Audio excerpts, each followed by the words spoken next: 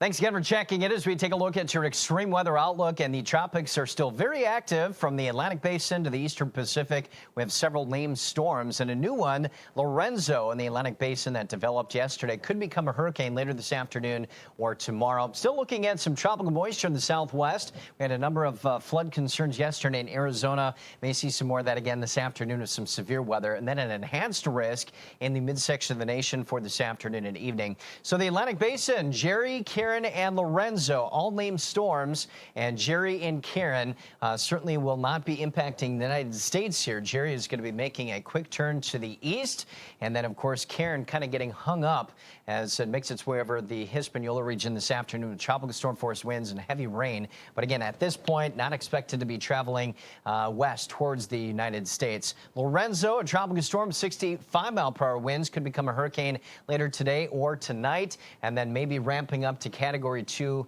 maybe even Category 3 strength, but again, in the central Atlantic. Kiko still ongoing, almost into the central Pacific there. We've had a number of waves of energy, including 2 named storms. We're up the west coast of Mexico, and the last one, Lorena, really bringing in some heavy rain to parts of Arizona. There's some flooding there. Another shot from Mesa showing that flooding. And again, this moisture is kind of getting wrung out right over the Four Corners region. Flash flood watches do continue from Phoenix down to Tucson. And today, precipitation will be at its heaviest and may continue yet into the day tomorrow. But an additional ½ to 1 inch plus with some severe weather. Tucson, you're under a marginal threat. And I do believe that tomorrow could have more gusty winds with some of the additional thunderstorms. Santa Ana winds developing, elevated fire weather threats and red flag warnings, including San Francisco. They'll be topping out at 90 this afternoon. But again, we're really watching the central U.S. here for the potential of enhanced severe weather, including tornadoes.